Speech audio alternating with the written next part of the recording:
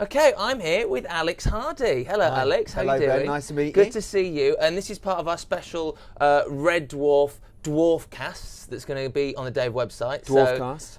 First and foremost, I suppose, how does it feel to now be part of the Red Dwarf universe, which is officially the joint most loved universe, along with our own real universe? It feels incredible. I've been embraced. I haven't actually been on it yet. No one's actually seen any of this yet.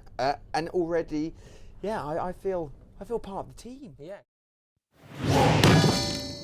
So let's talk about specifics then. So in episode 6, which is the final episode of series 10, so it's the kind of the finale, if you like. It's a big one. Yeah. You play a simulant Chancellor. For people who don't know, and I'm assuming, based on your prior knowledge just then, you didn't have a clue.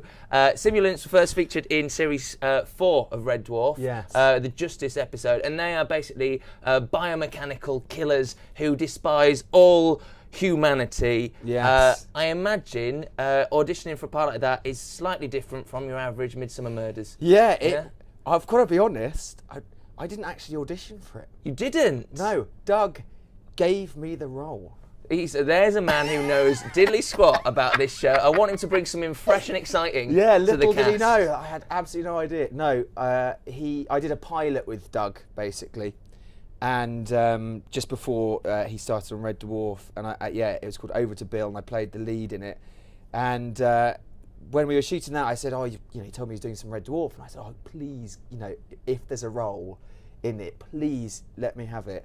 And then I heard that filming had started, and then he didn't get in contact with me, and it was going on. I was like, damn you, Doug, I can't believe it, you're literally... And then on the last week, he phoned me and offered me this part.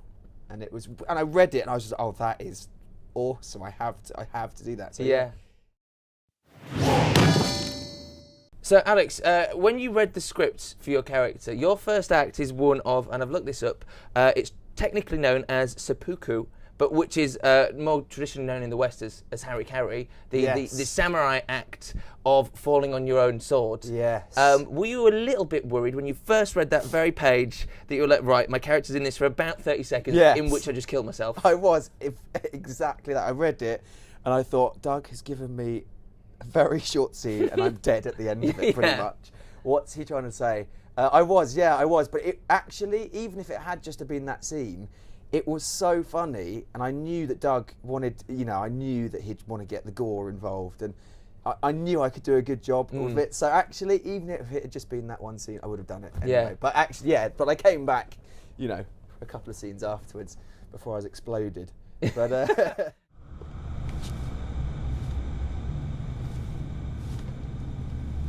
My Dominator, forgive me, I implore you. The Earth One remains alive.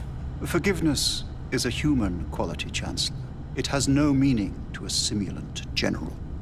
You know what you must do.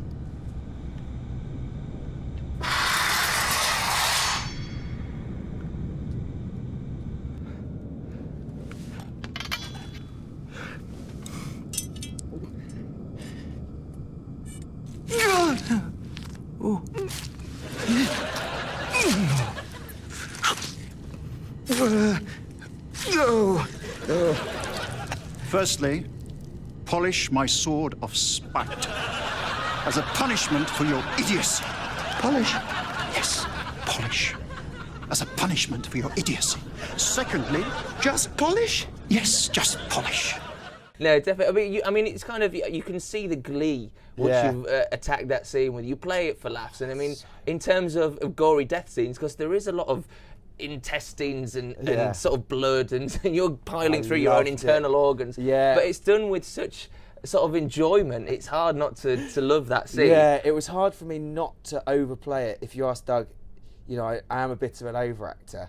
And I think he reeled me back into that a little bit, because I was really getting involved. He's like, just remember, you are dying here. You can't take too much delight in it. I'm dying, darling. Yeah. I'm dying. No! And all of these things that we put out, those proper, sausages, and they covered it in this weird barbecue sauce, which stank as well.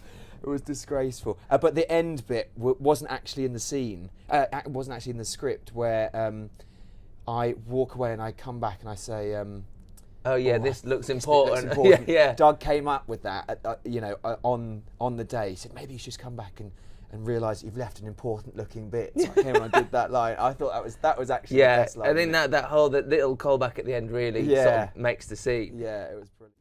I think a new system is in order. I'm gonna go now, sir. My Dominator, thank you. Ooh.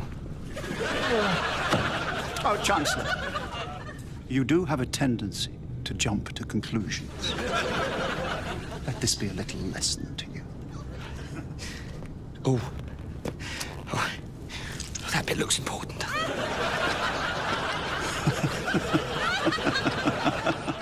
I mean, as a professional actor, what was more exciting for you, taking part in one of TV's most successful ever sitcoms, or getting to wear that little circuit board thing on your forehead? Because that's quite cool, isn't it? It was very cool, actually. Yeah, I've got to be honest though. It was cool. When I read the part, I was like, oh my god, I'm gonna have like a motor, like a mechanical jaw, or 5 eyes or so. So the board on the head, a little bit of a letdown, but yeah, you were thinking Schwarzenegger in the Terminator films. Exactly. What you actually got is Who Am I? Yes. But just one little tab that said Winston Churchill on your forehead, and that's all you had. Yeah, but I worked with it. I worked with it. Oh, and you the planned on for outfit it. was awesome though. One thing I wasn't so appreciative of is they scraped my hair back and they darkened the bit here and revealed my baldness. And I really am receding. Every actor's worst nightmare. It really is. I was like, oh, I'm gonna have to do a Rooney and get some arse hair attached to my forehead or something. That's what I need.